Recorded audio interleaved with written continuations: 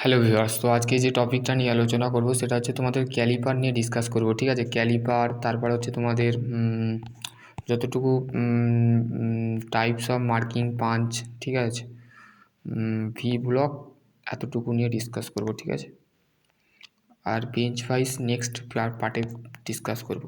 ঠিক আছে, তো চলো শুরু করা যাক আজকের ভিডিও। চ্যানেলে যদি নতুন হও চ্যানেলটা সাবস্ক্রাইব করে নেবে এবং পাশে বেল আইকনটা অবশ্যই প্রেস করে দেবে। সর্বপ্রথম সমস্ত আপডেট পেতে আমার চ্যানেলকে অবশ্যই সাপোর্ট করো। ঠিক আছে, তো চলো শুরু করা যাক। আজকের টপিক কী বলা আছে, তোমাদের মেনলি কী বলা আছে, সম্পূর্ণ ভিডিওটা দেখবে, ভিডিওটা স্কিপ করবে না। স্কিপ করলে কিন্তু তোমরা জানতে পারবে না। ঠিক আছে, নর্মালি দেখো তোমাদের ফার্স্ট অফ অল তোমাদের ক্যালিপার যেটা আছে, ক্যালিপার কথাটা আসছে গ্রিক ওয়ার্ড থেকে। ঠিক আছে, এটা কি করে, ইনডাইরেক্ট মেজারমেন্ট করে, যেটা ইউজ করা হয় for the transforming measurement from the steel rule to the rule to a job. ঠিক আছে, আমরা কি বলছে যে আমাদের একটা ক্যালিপার ইনডাইরেক্ট মেজারমেন্ট করে থাকি, কিন্তু আমরা যেটা ইউজ করে থাকি সেইটা আমরা স্টিল রুল ব্যবহার করে থাকি মেনলি। ঠিক আছে, স্টিল রুলটা কেন ব্যবহার করে থাকি, কারণ হচ্ছে ইনডাইরেক্ট মেজারমেন্ট করা হচ্ছে। ঠিক আছে, যেমন normally micrometer, vernier caliper, dial test indicator, vernier height gauge, এই সমস্তর ক্ষেত্রে যে সমস্ত পরিমাপগুলোর ক্ষেত্রে যে সমস্ত ইনস্ট্রুমেন্ট বা যান্ত্রিক বা যন্ত্র ব্যবহার করে থাকি, সেগুলো কিন্তু মেনলি আমাদের ডাইরেক্ট মাপা যায়। তুমি টুক করে জবকে ঠেকালে বা বারকে ঠেকালে তুমি অটোমেটিক তার থিকনেস বা তার ডাইমেনশান, তার লেন্থ, তুমি কত মিলিমিটারের লেন্থ, কত ডাইমেনশান, কত মিলিমিটার, এগুলো তোমরা জানতে পারবে। কিন্তু তোমাকে আমি যদি বলি যে বাবা বা তুমি ইনডাইরেক্ট মাপো, তো তুমি তখন কি করবে, ইনডাইরেক্ট মাপার জন্য ভাববে, ওই ঘর করে ভাববে যে ইনডাইরেক্টটা কী করে মাপবো। তার মানে তুমি পড়াশোনা করোনি, তাই বলতে পারবে না। তো সেই ক্ষেত্রে ইনডাইরেক্ট মেজারমেন্টটা আমি বলে নিচ্ছি। তো তোমাকে বলবে ইনডাইরেক্টের মধ্যে আর ডাইরেক্টের মধ্যে পার্থক্য কী। মেজারিং ইনস্ট্রুমেন্ট করার ক্ষেত্রে যদি ইন্টারভিউতে ধরা হয় বা তোমাকে ধরা হলো, কোনো ভাইভাতে তোমাকে ধরলো, আমি একটা স্টুডেন্টকে ধরেছিলাম যে ইনডাইরেক্টের ইনস্ট্রুমেন্টের সাথে ডাইরেক্ট মেজারিং ইনস্ট্রুমেন্টের মধ্যে পার্থক্যটা কী করে বলো। সে কিছুই বলতে পারে না, হাঁ করে। তারপরে আমি বলে দিলাম ইনডাইরেক্ট মেজারমেন্ট ইনস্ট্রুমেন্টটা বলতে মেনলি আমাদের ঘরে কী করতে হবে, ইনডাইরেক্ট কথাটার মানে হচ্ছে সেটা ডাইরেক্টলিভাবে তুমি করতে পারবে না। সেটা করাবার জন্য তোমাকে কোনো একটা জিনিসের উপরে রূপান্তরিত হয়ে সেইটাকে স্টিল রুলের মাধ্যমে সেই জব বলো অ্যান্ড দ্য ভাইস ভার্সা। ঠিক আছে, এখানে তোমাদের কী বলেছে, caliper are the indirect measuring instrument. Caliper হচ্ছে তোমাদের মেনলি কি মেজারিং ইনস্ট্রুমেন্ট, মানে তোমাদের মেজার করার, পরিমাপ করার যন্ত্র, যেটা ব্যবহার করা হয় for the transformer measurement from the steel rule to the job. মানে আমাদের যে স্টিল রুলটা আছে, সেই স্টিল রুল যেটা আছে, সেই স্টিল রুলটাকে আমি প্রথমে কি করব, প্রথমে সেই দেখো এখানে তোমাদের নর্মালি এক্সাম্পলটা এখানে দিয়ে দিয়েছে। দেখো এই ছবিটা, দেখো এই ছবিটার মধ্যে একটা ধরো একটা নর্মালি তোমার হাতে যদি বাড়িতে যদি পাইপ থাকে, সেই পাইপ নিয়েই তুমি এক্সপ্লেন করতে পারো বা কলেজে যেতে পারো, যে কলেজের যে তোমাদের যে যদি বার থাকে বা পাইপ থাকে, পিভিসি পাইপ, তো সেই ক্ষেত্রে পিভিসি পাইপের মধ্যে তুমি এরামি এই যে ক্যালিপারটা আছে, এটা হচ্ছে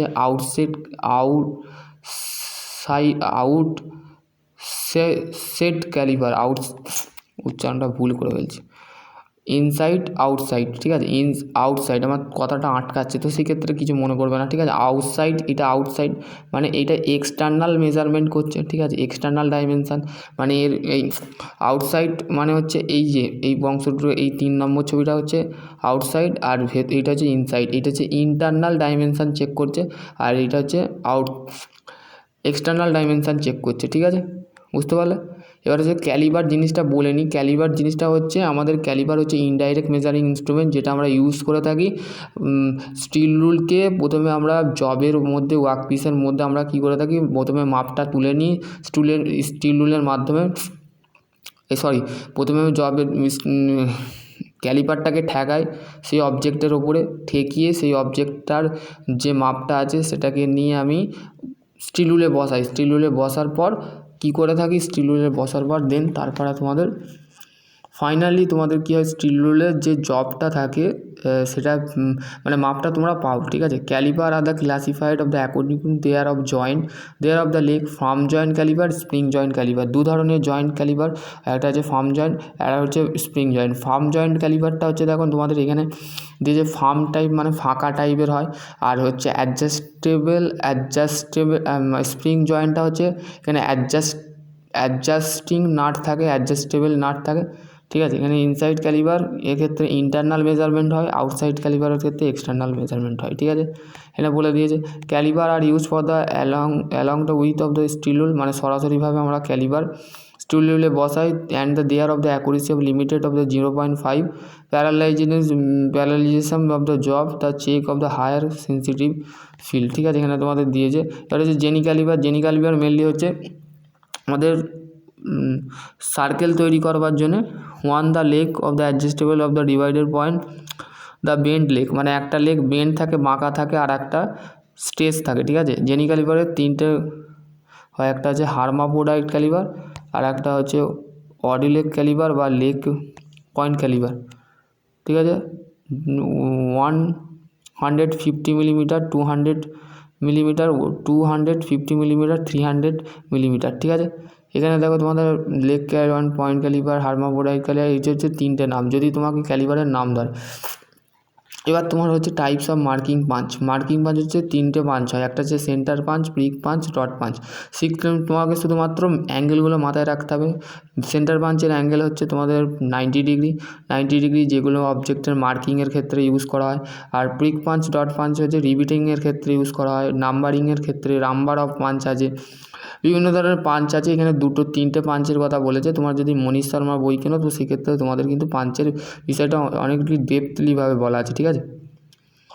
এবার হচ্ছে হ্যামার। হ্যামার হচ্ছে কি, তোমরা দেখবে হ্যামার মেনলি তোমাদের দেখবে সিমিলারলি তোমরা দেখতে পাবে যে তোমাদের যে হ্যামার যে আছে, সেই হ্যামারটা তোমাদের মেনলি যে বিভিন্ন ধরনের রাজমিস্ত্রির কাজে, উড ওয়ার্কিংয়ের ক্ষেত্রে কাঠমিস্ত্রিরা, রাজমিস্ত্রিরা, তারপর হচ্ছে ওয়েল্ডিং কারখানা, ঢালাই কারখানা, এই সমস্ত জায়গায় কিন্তু তোমরা হ্যামার দেখতে পাবে। Engineering hammer is the hand tool. Engineering hammer বলা হয়, হ্যামারকে আমরা ইঞ্জিনিয়ারিং হ্যামারও বলে থাকি।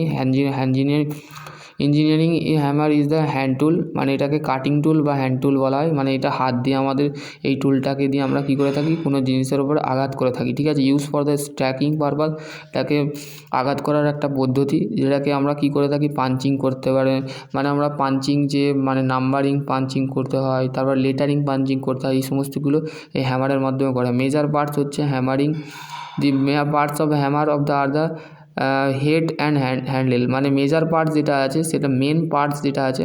মেজার মানে হচ্ছে মেনলি তোমাদের মেজার পার্টস বলতে আমরা মানে যেটা মেন পার্টস, ঠিক আছে, সেই মেন পার্টস হচ্ছে হেড মানে হচ্ছে যেটা দিয়ে তুমি মারছো, ঠিক আছে। সে হ্যামারের যে হেডটা দিয়ে তুমি যে কোনো অবজেক্টের উপরে মারছো, তো সেটা হতে পারে নীল, হতে পারে পেরক তুলতে যেমন ক্লাই হ্যামার যেটা আছে সেটা হচ্ছে মেনলি তোমাদের লাগে। ক্লাই হ্যামারটা দেখবে তোমাদের তক্তা মারার সময়, তক্তা যে রাজমিস্ত্রি যখন ঢালাই হয় তক্তা মারার পর সেটাকে দিয়ে তারপরে ঢালাই হয়, ঢালাই প্রসিডিওর হয়। তো সেই ক্ষেত্রে সেই যে মানে হেডটা থাকে তার বাঁকা, ঠিক আছে, একদিকটা স্ট্রেস থাকে আর উল্টো দিকটা বাঁকা থাকে। ওই যে বাঁকা যে জিনিসটা থাকে সেই বাঁকা জিনিসটা দিয়ে তোলে পেরেকগুলোকে, ঠিক আছে। এবার হচ্ছে ফেসটা কি, দি face of the stacking position. আমি বললাম মুখটা দিয়ে আমরা কী করে থাকি, মেরে থাকি। কী হচ্ছে sidely about the ding of the edge, it use the chipping করতে, বেন্ডিং করতে, পাঞ্চিং করতে, এবং হচ্ছে এই যে হ্যামারের সাহায্য আমাদের পাঞ্চিংয়ের ক্ষেত্রে, বেন্ডিংয়ের ক্ষেত্রে করে থাকি, ঠিক আছে।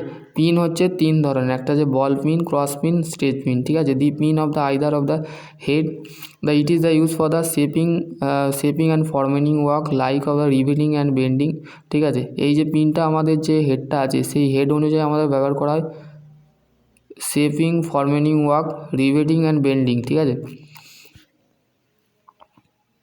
এবার হচ্ছে তোমাদের যেটা আছে সেটা বেসিক্যালি দেখো চিক।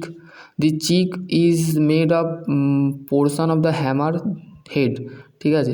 মিডল পজিশান মানে এই যে পজিশানটা, ঠিক আছে। এই যে পজিশানটা আছে, এই যে গর্ত মতন যে হোল মতন দেখছো, এটা হচ্ছে মিডল পজিশান, এটাকে বলা হয় চিক। ঠিক আছে, না চিক সরি, এই চিক মানে হচ্ছে এইখানে তোমাদের স্ট্যাম্প জায়গাটা, সেটা হচ্ছে চিক। হ্যাঁ চিক ওইটাই। ঠিক আছে। I hole, the air of the high hole of the fixed mill of the handling, shape of the handling rigidly, the width and the application of hammering pin, the ball pin used for the riveting। দেখো তোমাদের দিয়ে যেখানে তোমাদের before of the using of the hammering কিসে আমাদের hammering ব্যবহার করা হয়। স্পেসিফিকেশান দেখো 125 থেকে 750 গ্রাম তোমার হ্যামারের যে ওজন আছে সেই ওয়েট অনুযায়ী স্পেসিফিকেশান করা হয়। Before of the using of the hammer ব্যবহার করার আগে, হ্যামার ব্যবহার করা make of handle of the properly fitted job. ঠিক আছে, এখানে তোমাদের কিন্তু বেসিক্যালি বলে দিয়েছে, বুঝতে পারলে। এবার হচ্ছে ভি ব্লকটা কি, V block are a device using the marking of the setting of the work of the machine, মানে মেশিনে আমরা সেট করে থাকি মার্কিংয়ের ক্ষেত্রে। ঠিক আছে, একটা হচ্ছে দেখো types of V block, single level single group V block, double level single group V block, single level double group V block. এটা তোমাদের বেসিক্যালি তোমাদের এখানে দিয়েছে, বুঝতে পারলে। চলো আজকের টপিক এখানে এন্ড করছি। মার্কিং অফ মিডিয়াটা হচ্ছে তোমাদের এখানে দেখো মার্কিং মিডিয়া এরকম তোমাদের দেখতে, তোমার প্র্যাকটিক্যালি দেখতে হবে। ঠিক আছে, এগুলো মুখের থিওরিটা পড়লে আমরা, মেন হচ্ছে প্র্যাকটিক্যাল। ঠিক আছে, বুঝতে পারলে। চলো আজকের টপিক এখানে এন্ড করছি।